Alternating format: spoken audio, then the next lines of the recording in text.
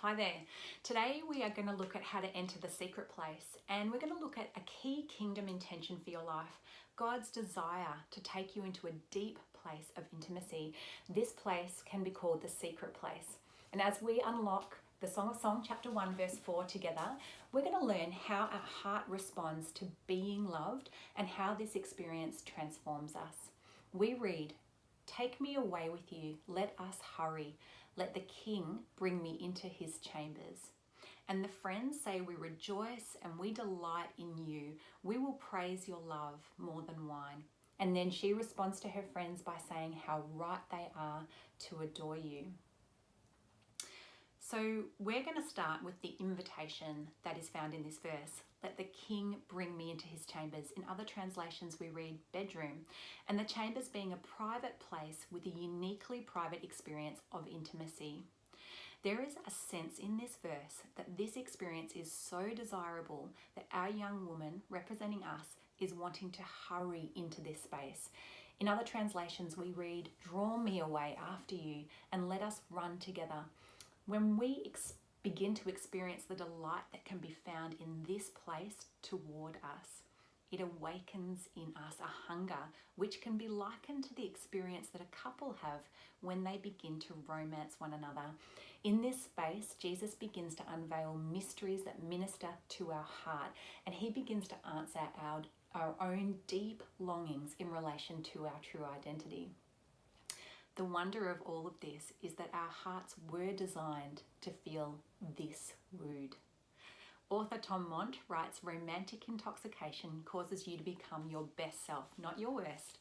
It makes you more loving, more beautiful, more understanding, more compassionate, more tolerant, more insightful, more self-possessed, more generous, and more happy. In short, romantic love transforms you into your heroic best."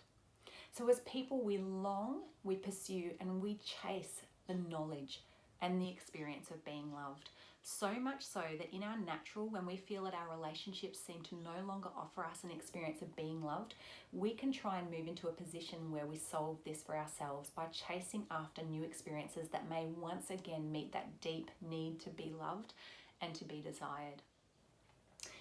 Yet in this secret place, we discover a powerful kingdom truth. Here we meet a king who is willing to cherish us regardless of any feeling that we may have for him.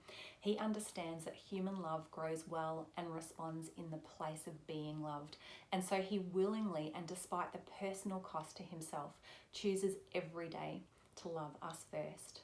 Jeremiah 31 verse 3 says, "I have loved you with an everlasting love.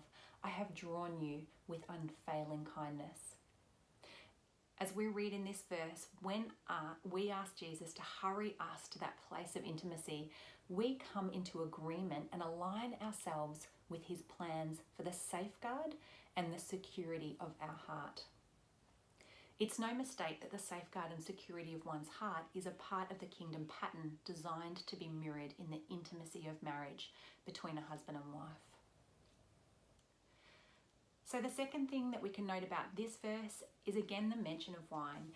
As we learnt from verse 2, wine is a metaphor for the best that there is, the most superior offering. So if we consider these keys together as they are shown in this verse, we could say that the experience of this type of love surpasses even the best love that the world has to offer. And in this place, we can discover the very desire of our own heart to be loved and to love as a response, and this changes everything. This process of mentoring our hearts towards the first and the greatest commandment in the kingdom of God is shown through the pattern right here. It's intimacy. We don't strive to achieve this commandment. It comes with the knowledge of who and whose we are. It's in these special times that we discover moments of sweet worship, that we want absolutely nothing but more of him.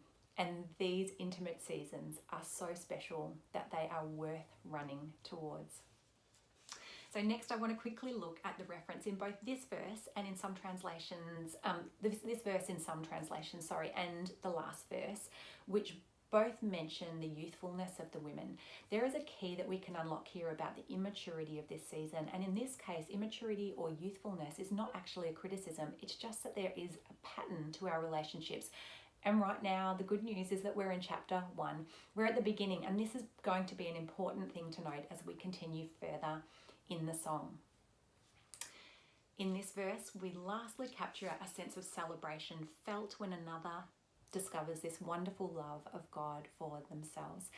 And there is a real joy in our hearts when we see someone that we love has truly discovered that they are loved by Jesus. When we see the beauty of this truth radiating from within and flowing out of their lives and their testimony of this, it causes wonder and worship to rise up in us.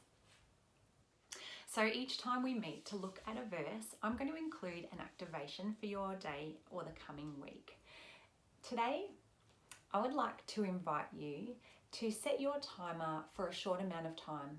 If you are familiar with the practices of silence and solitude, you may find that this experience is able to go for longer.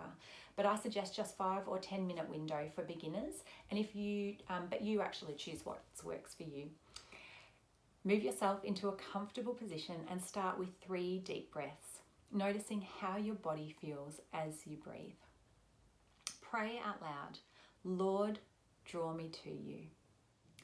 And now, Susie Marvin best described this next process to me for entering into the secret place in this way, and I'm going to use her suggestion here as a really good approach.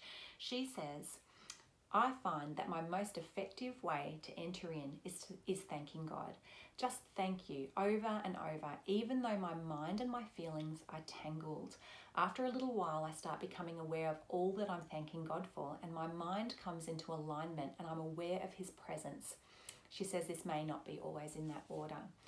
So when you spend time in this place, you may just like to sit together and use your time just sitting with God.